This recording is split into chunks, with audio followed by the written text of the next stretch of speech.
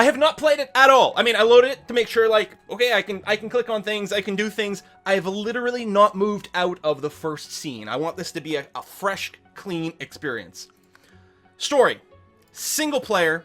Choose your difficulty. I'm going to go classic mode, because why not?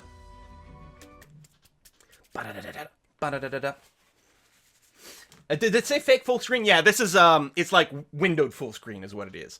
Which is always, I hate games that don't offer that, because especially when I'm streaming or recording, I'm constantly referring to my second monitor. I'm constantly sort of tabbing out to do things over here. And I hate when it's in true full screen mode, and like, then the game just like minimizes when you tab out, and it's like, wait, what? No, I need all this, please. So we have some polls going on. I'm going to explain. We've got 3 polls. One is for the origin, sort of the race that we're going to play with. One for the gender. And the third one is for the preset, which is sort of the class, but it's not really because it doesn't have a class system, or another way to think about it. There's like 90 different classes in this game. It's crazy sauce. Let me go and link the 3 polls here. But we're going to have a discussion. Where's my... Apparently that was a while ago when I actually typed that. Too long ago for me to have the reference still here. 3 polls. Bam. Bam. There we go. So that's the race, gender, and class kind of polls in there. But let's go through the options and look at them. So, again, the origin is sort of the race. And there are, in a sense, 5 races to choose from. There's dwarf. Don't pay attention to like the build preset and the class, which does affect the initial look of how people are dressing, which is kind of cool. We'll leave it on rogue maybe for now. And of course we've got gender options over here. So there is the dwarf, a little bit of background, and I believe these 2 abilities are tied to the actual race itself. Elf. Now elves in this setting are interesting. Because they're cannibals. They can absorb memories of people by eating their flesh. Talents. Corpse Eater. Corpse Eater lets you eat dead body parts to access memories of the dead. What? The dwarves are sturdy. So they get more vitality and more dodging, and they get Dwarven Guile, which gives them a bonus to sneaking. Dwarves are very naturally good at stealthy kind of stuff. And yeah, the elves eat people and get their memory, which has huge impacts in-game. So that's the male and female over here. This is with the rogue preset, Shadowblade, Wayfarer. So you get, like, you know, a lot of greenery, a lot of natural stuff in their natural look. Although, this is just an example of what they'll look like. Obviously, you know, gear and things and whatever will change stuff. Next up, we have Human. Humans. Adaptable, expansionist, and superstitious, humans are the dominant race of Rivellon. Civil wars have ravaged their lands, but not their authority. We are ingenious, which gives you 2 bonus initiative, 5% extra critical chance, and thrifty, which gives you +1 to bartering. We also get some abilities like encouraging our allies. And I guess everyone's got the Dome of Protection. I don't know. Maybe that's just your hero ability. Female, male. And again, we can look at, you know, a couple of different presets to sort of get an idea as to what things might be. Damn, man! Finally, of the 4 normal races, we have lizards over here. Lizards are sophisticated, gaining fire and poison resistance, and they have a spell song ability, +1 persuasion from a spell song.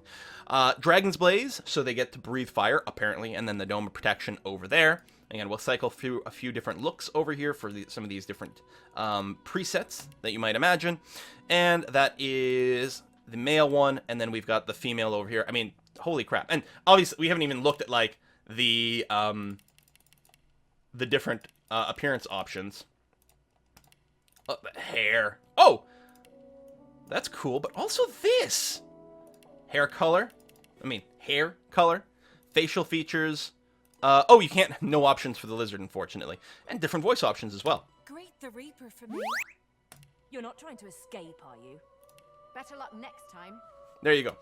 Okay, so that is the last of the 4 normal races. And then you have Undead, which comes in 4 different flavors. Undead Dwarf, Undead Elf, Undead Human, and Undead Lizard. Now, as an Undead, you still have some of the traits. For example, an Undead Elf is still a corpse eater. The game's not fully voice acted in that, like, every dialogue interaction with an NPC is voice acted, but they do have a crazy amount of voice acting in there. Just because there's, like, minor NPCs and whatever, and different conversation tracks. I don't believe literally everything is voice acted, but there's a hell of a lot of it. So yeah, so we have an undead option. Now, if you're going around looking undead, people are going to be freaked out and run away. God damn, that's cool, right? Ha ha! But apparently what you can do is you can, like, wear a hood. And then, like, you know, sort of hide the fact that you're undead, and then people won't respond to you. I like that. Choose your bone color. Still get to choose your faces from your different skulls, your different hairstyles. Hair color. I don't think that's doing much for us. Oh, by the way, up here, this is just your character name. So you can rename your character over here, obviously. So, I'm very curious how our poll on Origin is going to be. If Undead wins, I'm going to take the second most popular race as our Undead variant. So let me refresh the results page over here. And it is nearly a tie between Undead and Dwarf. Undead slightly ahead, so it looks like we're playing an Undead Dwarf. Now, before I pick, so we're going to be Undead Dwarf of some variant. If I keep going to the right here, after the final Undead, I get the first of the story origins. There are 5 story type origins available. There is Beast over here. This is Beast. You can't rename him. This is Beast. Well, no, can't rename Beast. This is a specific character. Now, you can still choose whatever preset and skills you want. Man, he's dancing. He's boogieing down. You can choose whatever, you know, setup you want for Beast over here. But he's got a specific background over here. Specific dwarf with a specific backstory. Oh. I was just thinking about someone I used to know. My cousin. The Queen, in fact. A tyrant. I tried to stop her, but things don't always go according to plan. She cast me out to a forgotten island, and made short work of my allies too. Lucky for me, I was able to commandeer a ship, and began a new life for myself, out on the high seas. Aye, but I hear that the Queen is at it again, and there's something darker behind her madcap schemes this time. If I don't stop her, I don't know who will.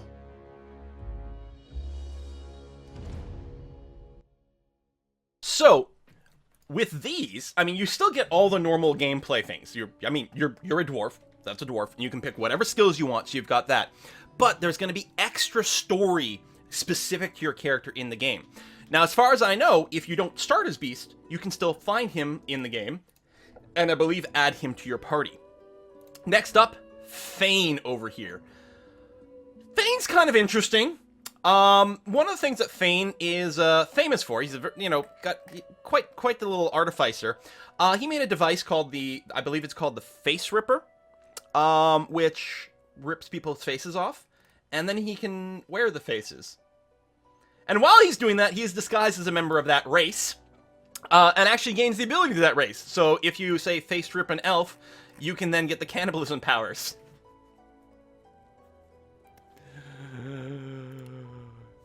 Here we've got Ifen Benmezd, a human. So again, another story background. We could listen to these, but we're not going to do that. We have got Los, maybe Lucy? Something like that. A musician, performer, star, and a host to all manner of disembodied visitors. Now one dark voice has silenced them all and aims to claim your body for itself. The Red Prince. You're infamous, a brilliant warrior general, exiled from his empire for cavorting with demons. Fallen from grace, you refuse to give up. The throne will be yours again. Sebil, a slave no longer. You still bear the living scar. I think it's on the face right there. Yeah, right over here. Some society or whatever, what they do is they scar or they tattoo the faces of the slaves, and it's linked to a particular spell song that allows them to control the slaves, basically. You still bear the living scar your master used to dominate you. He turned you into an assassin, made you hunt your own kin. Now, you hunt him. All right. So we're not going to be playing one of those because I don't want to sort of spoil some of the sub-story for people. We are, in fact, based on the votes, going to be playing an Undead Dwarf. Let's take a look. What's the gender vote at? It's very close. Male slightly ahead, so we're going to be playing a male Undead Dwarf. And then there are the presets. So let's talk about that. So, we could tune the appearance here. I did hit male, right? Yeah. Nope, I didn't. There we go. Male. It looks like we still have, like, a little remnant of a beard. Because even as a dwarven skeleton, it's important to have a beard, right? Oh, I don't want...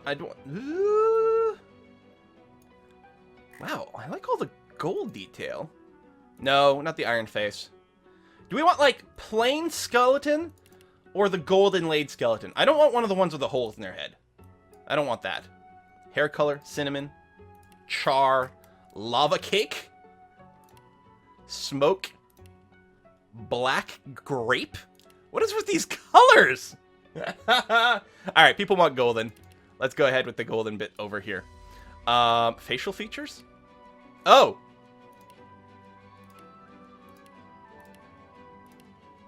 I'm gonna go with this beard. It's the fullest possible beard we can manage. Okay, so, preset. Preset is sort of the class. Now, I say sort of, because what the preset does when you choose it is it does three things. It gives you a bonus to... It gives you up to 3 points of attribute bonus, but you can choose that. I mean, regardless... Again, this is just a preset. We can do whatever the heck we want with it. I can click edit over here and say, you know what I want? I want 3 points in strength. Confirm.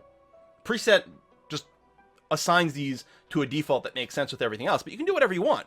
The other thing the preset does is it gives you 3 points in abilities. Now, 2 of those are combat abilities, and 1 of them is a civil. So again, if we take the Witch preset, it gives us Scoundrel and Necromancer. So for every point in Scoundrel, we get a bonus to critical multiplier and movement speed. For every point in Necromancer, we get to self-heal. We heal for 10% of damage dealt.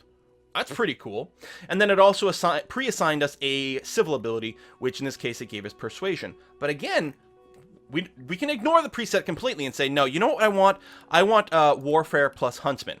Now again, each one of these gives you some sort of passive bonus. Physical attacks deal 5% more damage. Huntsman is 5% to all damage when attacking from a high ground. Okay, that sounds fine. But the real thing that you get from these abilities are your skills. The skills you have access to are based on... And the skills are the things used, like, in combat. Crippling Blow, Battle Stomp, Battering Ram, Bouncing Shield, Elemental Arrowheads, First Aid, Pin Down, and Ricochet. So these are the skills we gain access to because we have the Warfare ability and the Huntsman ability. We get to choose 3. I'm like, okay, I'll take Crippling Blow, First Aid, and Bouncing Shield. And you're like, well, what kind of witch is this? Well, it's not! So you can just ignore the preset. Or maybe, you know, choose the preset that is, like, closest to what you're looking for, and then tweak whatever the hell you want. I mean, again, we could take the wizard thing and say, listen, instead of taking, I'm going to keep Pyrokinetic, because that sounds fun. I'm going to get rid of Geomancer, and instead say, I want to be using single-handed weapons. There we go. So I'm a fire sword guy. Beautiful. So there are, how many players can go through your campaign at once? I think that you have up to 4 players in co-op, as far as I know. I may need to reboot the stream tip thing. I just realized it doesn't seem to be working properly. I'm just seeing some notes in the chat. Yeah, there we go. Sorry, folks. So it looks like there have been 4 tips so far. 4 contributions to the Whiskey and Chocolate Jar. Sorry that those did not pop up properly on the screen. My bad. Wymie came in, and he requested that I play an Undead Dwarf Dash Lizard. Maybe that was supposed to be Undead Dwarf Wizard? I don't know, but it does say lizard, so I'm not entirely sure. But thank you very much, Wymie. We'll take a look. We're going to take a look at the vote soon. Broken Toilet Seat. Thank you very much for your contribution to the Whiskey and Chocolate Fund. Good day, Sir Quillington. Received a small sack of coinage today for my labor and feel this wee bit still doesn't equate the fair amount of time I spent watching. Thanks for the explanation of hard/weird games. Hard/weird games is what we tend to try to cover on the channel. Thank you very much for that, Broken Toilet Seat. Thanks for the kind words and the support. And Technofire with a big, very, very, very generous contribution. Sorry they did not get a proper pop-up on the channel. I just got paid at my new job automating all the things. Sounds like you're a programmer. And wanted to finally donate to the whiskey fund. I don't like chocolate. That's, fair enough, fair enough. I would say of the whiskey and chocolate fund, the half that's the most important is probably the whiskey fund. We'll be cracking into that when we get to our multiplayer at the end of today's stream. So looking forward to that. Thank you very much, Technofire. It's really kind of you. Appreciate it. And Pigeonator. I don't know. Something like that. Thank you very much. Curse you, Quill. This is the 4th game you're making me buy. But honestly, I loved your content. Thanks for the endless hours of entertainment. Well, thank you very much, Ping. And I think it's a very solid game. So let's take a look at what the poll said we should go for the classes. So yeah, in a sense, because there are, you know what? I said 90, but that's not true. There are 90 of these, or there are 10 of these skills. And I said, well, 10 times 9 is 90 different class combinations. Yeah, that's wrong, because there's also all of these. So in fact, there's 17 different of these combat ability things. So it's 17 times 6. 17 times 16, sorry. 16 is 272 effective different classes that you can play at in here, which is nuts. But to save time, we're going to choose one of the presets. And the winning one is Metamorph. Ooh, that is excellent. Now, the Metamorph, I never Metamorph, I didn't like.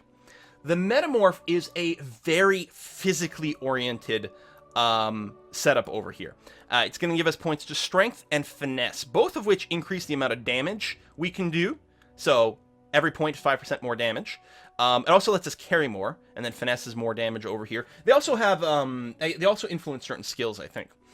Our abilities that we're going to get are two-handed, so we are good at using two-handed melee weapons, and we get bonus damage for every rank. The other active ability is the polymorph group of skills. The polymorph group of skills. And by default, it's giving us +1 in persuasion. Hey, that sounds fine. So we'll be better at talking to people. Probably assuming we had a helmet on. Because if we get something on, we can cover up our face at some point. Now, the starting skills it sets us up with, as the default Metamorph, is Tentacle Lash. Lash out an opponent, deal 8 to 9 physical damage. I mean, based on stats and ranks and things like that, those will probably change. 8 to 9 physical damage, and setting Atrophy on them. So, Atrophy is damage based on your level, you receive bonus from strength, and this is resisted by physical armor. So, you, I guess turn one of your body parts into a tentacle and just, whip them with it? Not bad. What's next? Chicken Claw. Turn the target character into a chicken. So, at this rank and everything, for 2 turns, they'll be polymorphed into a chicken. Okay, Mike is showing. And then finally, Bull's Horns. Magnificent horns sprout from your forehead, making you see red. You can rush at your enemies and gore them. Increases retribution ability by 1 for the duration. Incompatible with Medusa Head. So it gives us bull horns for 4 turns. We could also... Okay, it's worth noting, no active skills, I guess, from the two-hander stuff. I guess that's fair. So our only active skills are coming from the polymorph ability. Okay. So we could also take Chameleon Cloak, which would allow us to become invisible for 2 turns instead of these combat abilities. Still, I think this is kind of cool. I think we're going to go ahead and do that. It's an undead. Why is it breathing? I would say it's muscle memory, something like that. Bum, bum, bum, bum, bum. Oh, I see what you're saying. Yeah, if I moved my head, I would cover up fewer tooltips. We'll probably have to take another look at this once we get into the game, because it's probably will cover something up. So this is going to be our character. What are we going to name our character? I mean, we're a dwarf, so it feels like we should be like Urist, the classic dwarf fortress dwarf sort of mimetic name over here. Give it some think while we look at our talents. So, we get to start with 1 talent. It has defaulted us to Opportunist. Gives us the ability to perform attacks of opportunity, which I don't know exactly how they're implementing this. I assume, if it's like many other tabletop RPGs, is if you're in melee with someone and they try to run away, you get a free shot, which sounds pretty handy. Here's Bone Itch. I like Bone Itch. I like that. But we've got other options. Ambidextrous. Reduces the cost of using grenades and scrolls when your offhand is free. Well, we're going to use two-handed weapons, so that doesn't really apply. Arrow recovery, 33% chance to recover a special arrow after shooting it. We're not playing that kind of character. Comeback Kid. Once per combat, if an enemy lands a fatal blow, Combat Kid will help you bounce back to life with 20% health. If you die and are resurrected in combat, Combat Kid will be available again. Elemental Affinity lowers the action point cost of spells by 1 when standing in the surface of the same element. Stand in fire, be able to cast fire better. Escapist lets you flee combat better. Far out, man! Increases the range of skills and scrolls by 2 meters. 5-star Diner doubles the effects of food and potions, etc., etc. Oh, Blast Cannon. Start every combat round with maximum ability points, but magic and physical armor do not protect you from statuses. Incompatible with Lone Wolf. What's Lone Wolf? Whoa!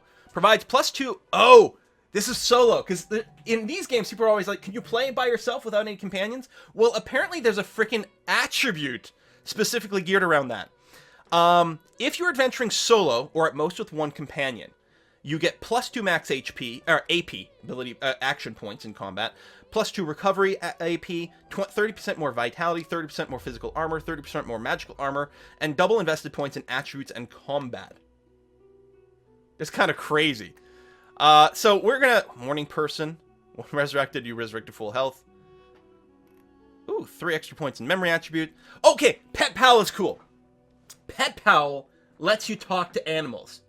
Now, what's even nuttier with Pet Pal is there's an ability that you can get in the game that lets you talk to the spirits of people who have died in an area.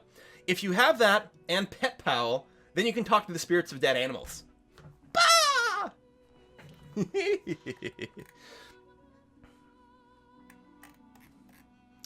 Torturer? Walk it off. You know what? We'll keep opportunist. We'll be okay with that. Finally, we've got tags. So currently, we have the tag male, because we're male. We also have the tag Undead Dwarf. These tags affect, like, dialogues and different things like that. What's interesting is if we do have our face covered, I think the Undead Dwarf tag sort of turns into just Dwarf tag for conversation, which is going to be cool. Pet Pal is a must. Gives you so many... Okay. All right. We're going Pet Pal. Done. People want Pet Pal. We're going to do that. We're going to go talk to the Aminals. And then we can set up 2 more tags here to select our background. So with the gold inlay, I say we have, we were noble soldier. There you go. That's what we are. Noble and soldier, and that's will have conversation options. And then finally is an instrument. When you do something cool, you're going to have your instrument, like, play a tune for you. And this carries in multiplayer as well. So we'll do, I'm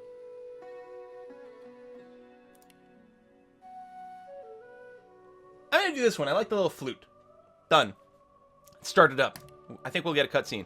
Beware! Playing as an undead poses unique risks and benefits. Undead must veil their true selves from living or risk being attacked. Healing potions and spells will damage you, while poisons heal.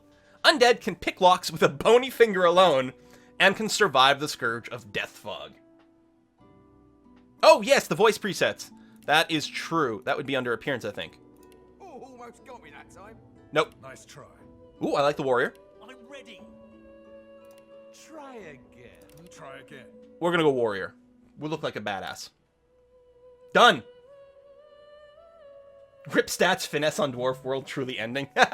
Man, we are kick-ass fighter type, man. We got bonus strength, bonus finesse.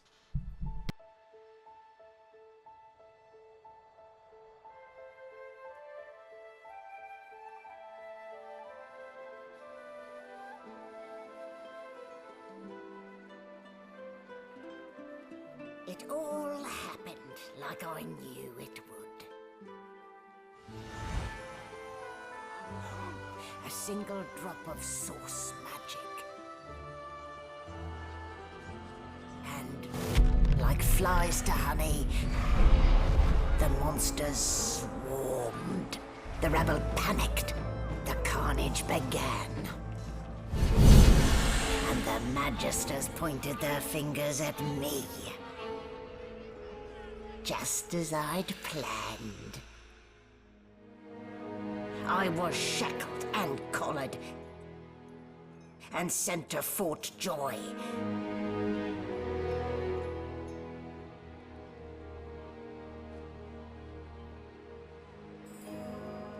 I'd come here to kill Godwoken. But instead, I became part of their story.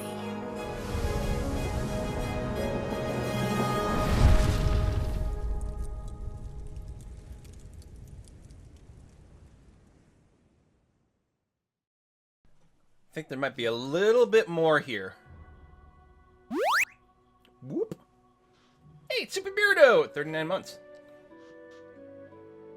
Sure, Fort Joy is a bit of a euphemism. More of a stronghold than a fort.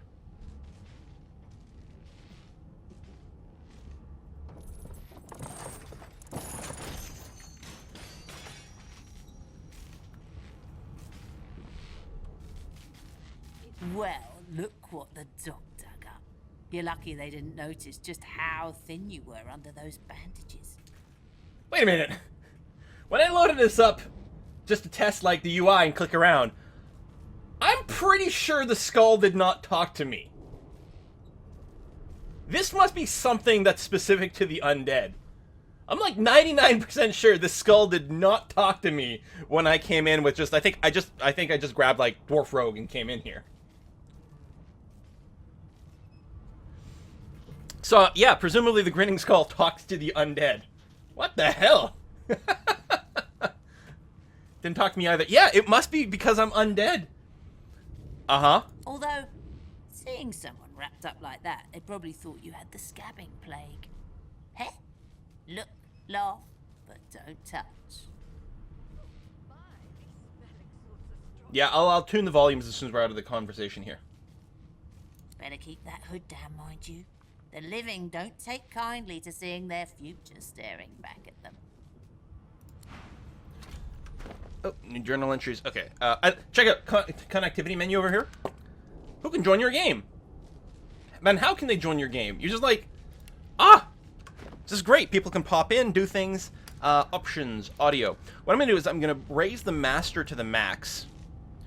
I guess, the voice master over here. And then there was the subs. I didn't notice the voice master before. I'm going to do that. I'm going to bring down the music some more over here. Keep the cinematics high. Drop some of the ambient NFX. There we go. So now the voices should pop a lot more than before. You guys will keep me appraised of how you feel the volumes are as we go. So, this is us. We currently, I believe, have our face covered. We are currently source muted. You can't really see it here because of this stuff I've got on. And I'm going to move my head above the toolbar here. But there's a glowing collar around us, you may have noticed in the opening cutscene. And this is muting any source powers we might have. See, like, I can't cast Dome of Protection because it's a source power, and we are currently muted. It's preventing us from using our purrs. We have no purrs anymore. But I can roam around here. If I hold Alt, there we go. Alt, we get little tool tips over various things. You'll notice there's a character over here as well. Don't know who that is. Ancient book, which I believe the red highlight indicates taking this would be a thieving kind of thing. We've got a tome, we've got an empty potion bottle, and we got ourselves. Let's take a look at ourselves, what we've got. We have a tattered cowl over here, and it is, I believe, counting as veiling our face. I don't actually see an explicit stat for it anywhere. I can toggle whether or not it's visible. I think this is just for us. I don't think this has an impact on whether or not it's having an effect, but I'll leave it visible because I think it's very important for our character to know whether or not it's there. We've got the source collar that we cannot unequip, and we're wearing some threadbare, just some rags all over the place. Fair enough. Oh, abilities shape what characters can do and how well they can do it. Tutorial tips. Excellent. So that was us. Again, we've got the two-handed skill over here, and we've got the polymorph skills over there. Our civil abilities, the +1 to persuasion. Roger, roger. Talents are characters' unique abilities. We'll get more of these, presumably, as we level up. We've got our pet pal. We are sturdy from being a dwarf, and we are undead. And then we've got our tags over here. Oh, with more info about it. Dwarf, undead, male, soldier, noble. Okay. And what do we have in our inventory? We have a poison bottle for self-healing. A resurrection scroll. An oil flask to put an oil puddle on the ground. And a backpack? Use backpack to store grenades, arrows, or potions. Place it on your hotbar to quickly access its contents. Ew. Here, let's go and put it on our hotbar down here. That sounds fair. So let's go and take this book. I guess I can click on the name tag. Oh, hey, range pickup. Excellent. So, let's read the book. We have too long presumed source as a virtuous part of civil society, yet we need to look no further than the past, into the past than the Source King's reign to understand the havoc such magics may wreak. One day, another order must follow in the Source Hunter's footsteps. Sorcerers can and must be muted. New model of Source Callers provided by Vredeman is proving most effective.